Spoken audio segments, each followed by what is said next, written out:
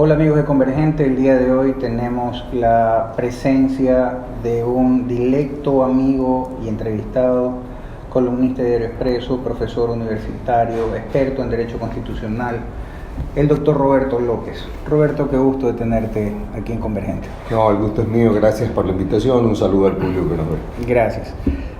Vamos al grano. Los hechos del denominado Octubre Negro, 3 de octubre al 12 de octubre. Protesta social, fue un golpe de Estado o intentona de golpe de Estado, o fue simplemente un plan que se ejecutó bajo la directriz del gobierno venezolano, el gobierno cubano, lo denominado Foro de Sao Paulo. Hay varios elementos en tu pregunta y yo creo que si alguna palabra pudiera definir lo que sucedió en octubre, esa palabra es planificación. Se ve una serie de hechos que no fueron hechos Casuales, no programados, no se ve una programación. Y además, esto yo no lo analizo bajo la óptica del derecho constitucional. Había la necesidad de crear una grave conmoción interna, porque eso es lo que hubiera podido permitir la destitución del presidente. Luego de toda esta planificación, en la cual pues, el sector indígena simplemente fue un elemento que se sumó a todo este contingente de venezolanos y de cubanos que estaban misteriosamente aparecieron en el país de la noche a la mañana y fueron observados en las manifestaciones, ¿ya? ¿Por qué lo de la grave conmoción interna? Porque la Constitución permite a la Asamblea Nacional plantear la destitución del presidente en el caso de grave conmoción interna. Si analizamos lo anterior, yo diría que el presidente anterior agotó la capacidad de emisión de papeles del gobierno para llegar al punto en el que estamos ahorita. Y ese estado de grave conmoción externa no era sino la cereza del pastel, el punto final. Porque si analizamos bien, parece que la sociedad ecuatoriana está olvidando, porque el tema de la deuda nos tiene concentrados, pero estamos olvidando que esa deuda fue adquirida en una situación inusual en el Ecuador, que no se había producido nunca, y es la descomunal bonanza económica que tuvo el gobierno anterior, que permitió el ingreso de 440.000 millones de dólares. Entonces la pregunta que uno se hace es, bueno, si teníamos semejante contingente de ingresos, ¿por qué este señor se emperró en endeudarnos? Claro, su línea de acción estaba construida, diseñada para el regreso. Entonces, si él se endeudaba de esa manera, al margen de cuánto le ingresara al Estado ecuatoriano, él agotaba la capacidad de endeudamiento y ahorita llegamos a ese punto de la crisis originada por él. Saliéndome un poco del tema, yo diría que la figura de traición a la patria le queda corta al expresidente Correa, porque a él no le importó destruir el Ecuador simplemente por manejar una línea política que permitiera su retorno. Desgraciadamente, parece que estuviéramos empecinados en mantener el Ecuador de Correa. Nadie mueve un dedo para rediseñar las figuras, como en este caso, del Código Penal. Hay que transformar el delito de traición a la patria, que está concebido desde el punto de vista exclusivamente militar. El que entregare pertrechos al enemigo, el que ayudare en combate. No, señor. Traición a la patria es cualquier cosa que le causa un daño irreparable a la colectividad, y hay que volver a reconstruir el tipo penal, la figura jurídica de traición a la patria, porque lo que ha hecho este señor no merece el perdón de Dios ni de nadie. Él tiene que ser enjuiciado por haber traicionado al Ecuador, diseñando esta hoja de ruta suicida, porque es suicida lo que nos puede pasar debido a la situación económica. en este momento estamos en un lío para ver si la Asamblea le pasa el proyecto de ley al presidente, lo cual va a encarecer los tributos y va a afectar a algunos sectores de la población, solamente porque este señor diseñó un sistema económico, político, para que su regreso fuera posible. Bueno, el tema de traición a la patria, digamos que lo que tú estás manifestando con mucho criterio y mucha razón es una cereza más al pastel, porque no olvidemos el tema del campamento de Angostura, claro, en el cual se le permitió a fuerzas militares extranjeras, así es, poder tener una base de reposo y recuperación en territorio nacional. Que hay muchos elementos, no solamente el tema de Angostura. El 30S. Se sabía que las FARC tenían propiedades en el Ecuador. Hay videos donde hay nombres de personas vinculadas a la FARC, del movimiento indígena algunos. El puente de Mataje, un puente diseñado para que los señores guerrilleros, narcotraficantes, porque son una sola cosa, pasen sus precursores químicos al país. Un puente hacia la nada. Claro. Es una cosa. Entonces, elementos hay.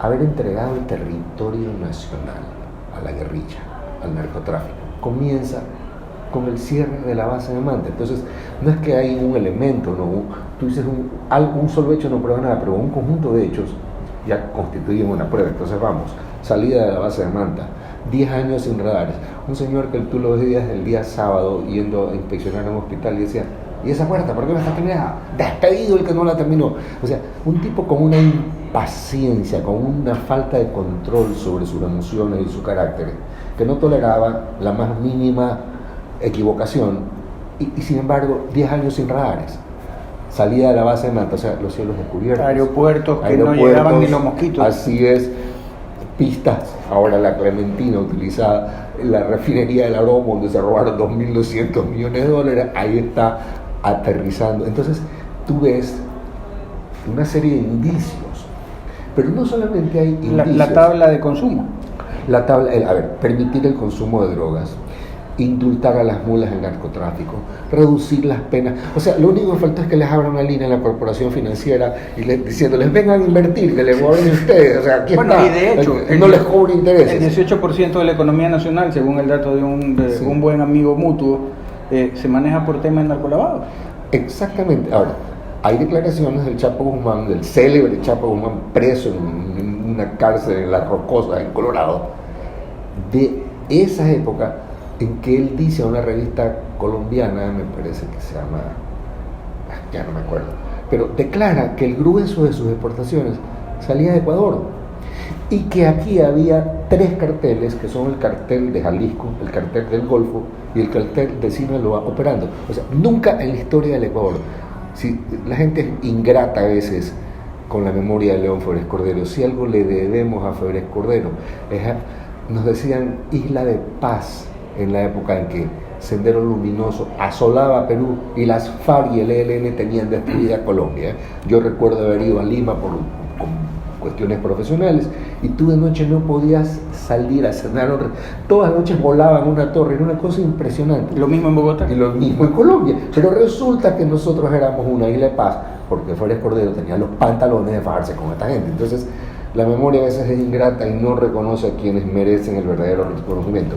Qué lástima que el país haya llegado a la situación en la que estamos gracias a este delincuente, porque eso es lo que es, que les entregó el territorio nacional y ahora nuestras adolescentes y nuestros niños, porque tenemos adictos de 7 años, es decir, una cosa que produce lástima, que produce desesperación, créeme, ¿ya? Entonces, yo no sé qué es peor de todo lo que ha hecho. Yo te diría que lo peor es eso, haberle entregado el territorio nacional a los narcotraficantes para que hagan de las suyas aquí y vendan su porquería de mercancía que mata a la niñez y a la adolescencia.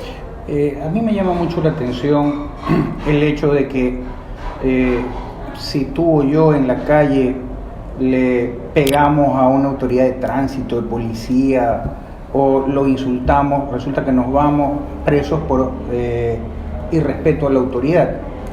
Pero en el Octubre Negro se humilló a la policía, se humilló al ejército, se humilló, se desbarató el centro histórico de Quito, considerado patrimonio de la humanidad. El de Cuenca también. Así es. ¿Quiénes convocaron a la marcha? Los sindicalistas del Volante y el indigenado.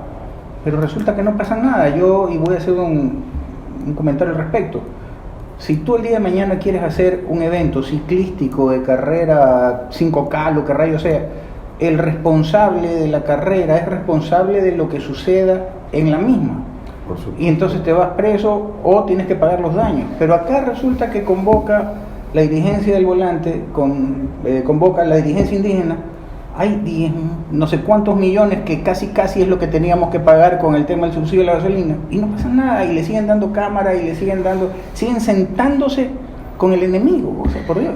Es que mira, como siempre vamos a los problemas jurídicos, ¿no? Hay una severa distorsión en el sistema político ecuatoriano, que nace del hecho de tener una justicia dual, de tener un Estado dual, un Estado plurinacional, que es un experimento sociopolítico porque no existe en ningún lugar del planeta, salvo Bolivia, ¿no? que es otra locura similar. España el 78 no aceptó, pese a tener en su seno naciones de verdad. Cuando digo naciones me refiero a colectividades con una tradición, una cultura. Cataluña existe desde el año 1150, que fue fundada Barcelona, cuando España no nacía como Estado todavía. Con lengua, porque cuando hablamos de lengua, hablamos de idioma, hablamos de gramática.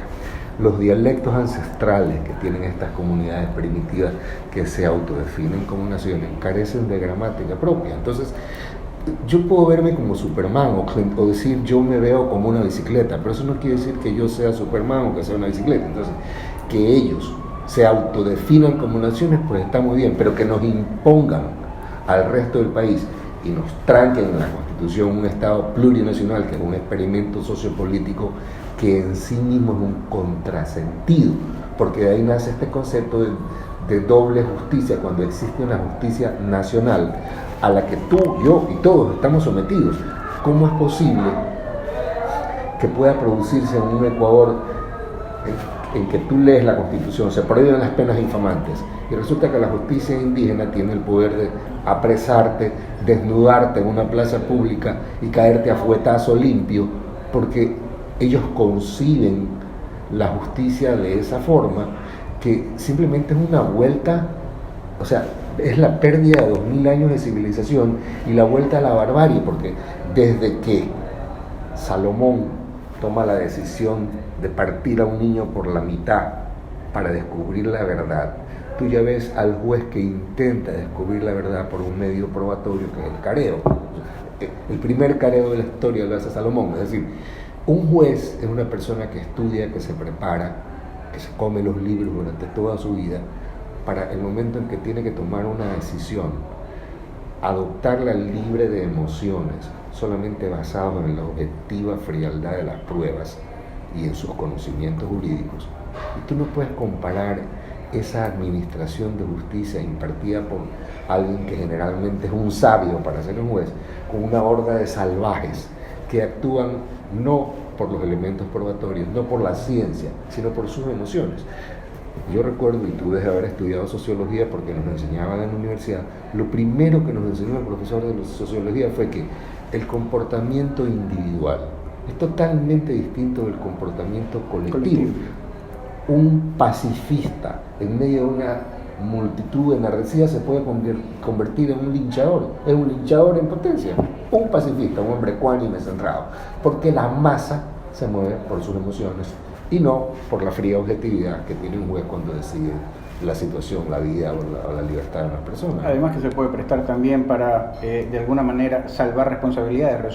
Supongamos que el día de mañana se lo quiera juzgar a cualquiera de los presidentes de las comunidades indígenas, claro, por parte de la justicia nacional, sí, la justicia común, ordinaria, y resulta que viene el pueblo o se hace juzgar por la justicia indígena, y como nadie puede ser juzgado dos veces por el mismo hecho, claro, te salvaste. Exacto, tienes el non bis in idem.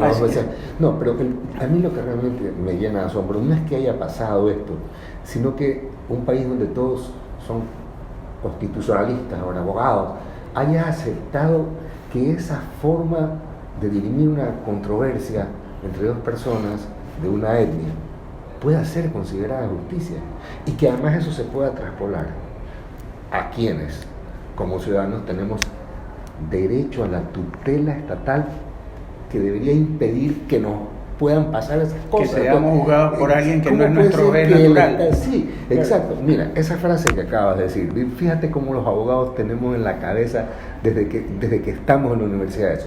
Nadie puede ser distraído del juez de su fuero. Tú lo estudiaste, yo lo estudié, lo acabas de decir, ¿verdad? Bueno, esa frase existía en la Constitución del 98. Si tú la buscas ahora ya no está, la suprimieron. Entonces, claro, si tú dices, yo no puedo ser distraído del juez de mi fuero, entonces dice, señor, ya no, la Constitución ya no lo dice. Entonces, lo insólito es que la sociedad, la colectividad ecuatoriana, y más que nada el sector jurídico, vea esto como si en realidad fuera una forma de administrar justicia, cuando es volver a la barbarie, a las épocas primitivas, a los albores de la humanidad antes de Salomón. Volver a la ley de la jungla. Exactamente, a la ley de la selva. El informe de Bachelet, de la expresidenta de Chile, Bachelet, que sabemos que es de línea izquierdista, que sabemos que estuvo de alguna u otra manera alineada con el Foro de Sao Paulo, etcétera, etcétera. El Comité de los Derechos Humanos, ¿es una agencia adscrita a la izquierda o es simple y llanamente un organismo independiente que no lo veo? Yo no veo cómo puede ir la Bachelet venir a juzgar hechos de izquierda con desafueros cometidos por la izquierda radical internacional y venir a decir de que se cometieron excesos cuando realmente los excesos fueron cometidos porque los revoltosos, por decirlo de alguna manera. Es casi como un golpe a la razón, que uno ve esto y no lo cree, o sea, no puede estar pasando una cosa así. O sea, hemos visto como una horda de salvajes desbarata a la ciudad de Quito, incendia la Contraloría. Por Dios, en la historia del país hemos visto un acontecimiento como ese. En 230 años de historia jamás se haya atrevido a alguien a hacer una cosa así. ¿Por qué no el Ministerio de Finanzas? Sí. ¿O por qué no la Asamblea? La Asamblea, ¿no? Que ha sido siempre el blanco fijo de todas. Exactamente. Es que la Contraloría estaba en todos los documentos de los 10 años de ratería. Pero el punto es, yendo a tu pregunta, la ONU, la OEA, siguen una agenda objetiva o es una agenda vinculada al grupo de pueblo, al Foro de Sao Paulo. Mira, es sencillo, es cuestión de revisar lo que es el documento. Yo lo he visto. Y ahí dice, hay una serie de recetas. Destruye las Fuerzas Armadas, destruye las instituciones, desbarata el derecho, porque esa es otra, ¿no? Esto lo copiaron de Hitler, no es ningún invento. Cuando Hitler llegó, creó un nuevo derecho, y cuando tú creas un nuevo derecho, nadie sabe lo que es. Claro. O sea, un derecho que servía a los intereses del nacionalsocialismo. Acá, el derecho sirvió y sigue sirviendo, eso es lo grave, los intereses de la revolución. Entonces, la ONU, la OEA, han sido cooptadas por toda esta gente de izquierda vinculada al Foro de Sao Paulo y tienen una agenda donde está el matrimonio LGBTI, el aborto, es decir, la destrucción de la institucionalidad universal que se ha tenido siempre, porque esa es la forma de destruir la sociedad y que nadie sepa qué es lo que está pasando. O sea, cuando tú no tienes una hoja de ruta como la que siempre hemos tenido, todos pueden pescar a río revuelto. Esa es su estrategia. ¿Podemos o no salirnos de las instituciones estas de... Pero por supuesto, sí. ¿Si nos conviene o no? Pero por supuesto que yo te diría que es necesario. Ojalá el próximo presidente tenga el carácter, la fuerza para decir, señores, no ganamos nada. Mira lo que nos acaban de hacer con el tema del matrimonio homosexual. Al margen de que esté bien o mal, de que estemos de acuerdo, pongámonos en la posición de que estamos de acuerdo, ¿ya?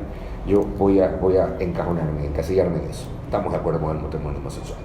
La pregunta es, si estamos de acuerdo, lo procedente hubiera sido que se reforme la Constitución, porque tú no puedes tener una Constitución que diga blanco y hacer negro, ¿ya? Por la vía de la interpretación eso no se puede hacer, ¿ya? Tú interpretas, sí. Por ejemplo, si aquí en este restaurante hubiera un letrero que dice se prohíbe entrar perros, y el domingo que está lleno aparece un tipo con un oso. Dices, señor, saque al oso. No, ahí dice se prohíbe entrar perros.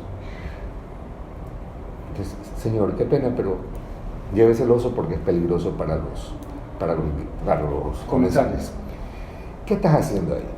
Estás haciendo una suerte de interpretación extensiva, según la cual el letrero o la norma, en este caso, no solamente es aplicable a perros, sino que, pese a no decir osos, tú la haces extensiva al caso de los animales. ¿Por qué? Porque puede poner en peligro la seguridad de los asistentes. Entonces, tú no estás aplicando la norma. Cuando viene el señor con el perro, le dices, llévese al perro, aplicas.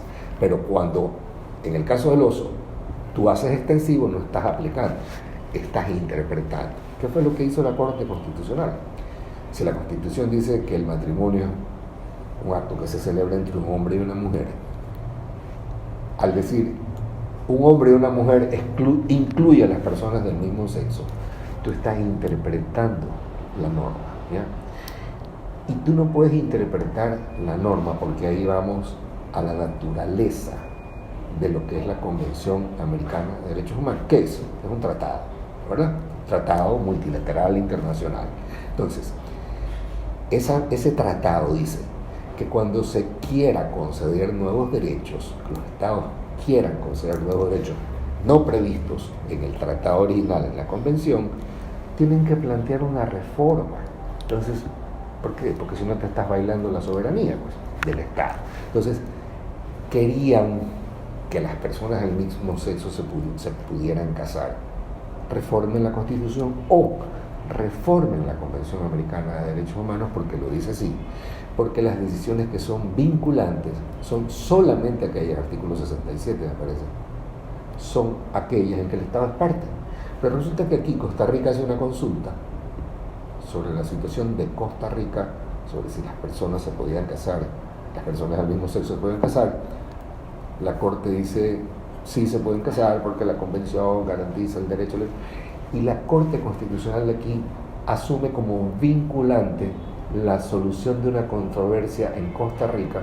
¿Entre terceros? Sí, que no tiene por qué afectarnos, porque si queríamos sostener que la igualdad, sí señores, perfecto, un nuevo derecho, el derecho a casarse entre personas, sí, perfecto, hay que reformar el tratado. Claro. ¿Ya? Para concluir, sí. ¿Cómo ves tú, Roberto, el Ecuador del primer cuarto del siglo XXI? Mira, si logramos desvincularnos, y cuando digo desvincularnos, me refiero a sacar esta horda de correístas que sigue incrustada no solamente en la función judicial, están en la función electoral. Estamos viendo las atrocidades que comete esta señora, pero ¿sabes qué? Es casi hasta da vergüenza. ¿Cómo puede ser que un delincuente como el que acaban de coger preso, que vendía cargos públicos, sea uno de los asesores de esta señora? Un individuo con 34 procesos, pero qué locura. O sea, tenemos una suerte de delincuentes en todas las funciones del Estado, y uno dice, pero ¿qué es lo que pasa? Ahí está la señora Mispí corriendo, siguiendo el camino del cortamanos. No sé cuántas audiencias, no hay forma que le hagan la audiencia. Entonces uno dice, pero, o sea, qué descarados que son encima. Y eso es porque, desgraciadamente, el gobierno actual tiene la herencia del correísmo en su seno. Y esto está lleno de correístas que están en los puestos de gobierno y que nos siguen gobernando. Entonces, el día que cortemos ese nexo, es decir, si viene un presidente, si el país elige, tenemos la suerte que elige un presidente del sector de al frente, del otro lado del río, y saca a toda esta gente del gobierno, quizás podamos comenzar a construir el Ecuador del siglo XXI, o sea, como debe de ser. Pero mientras esto sigue así, y temo mucho, por debido a los amarres y a los agarres políticos, que esto no va a cambiar así de la forma tajante que se requiere, porque siempre hay nexos, siempre hay amistades, favores que se deben. Entonces hay que ver, ojalá se pueda romper y cortar ese cordón umbilical con el roedor belga ese que parece que no nos abandona, para siempre se va a quedar. Roberto, no me queda más que agradecerte por tus expresiones y tu análisis siempre sesudo. Queridos amigos, no sin antes agradecer a La Tarantela, el restaurante de pizzas y pastas que queda en la Aventura Plaza, Avenida Las Monjas y Carlos Julio Semena, un pedacito de Italia de Guayaquil. Muchas gracias. Gracias, Modesto. Gracias. Saludos.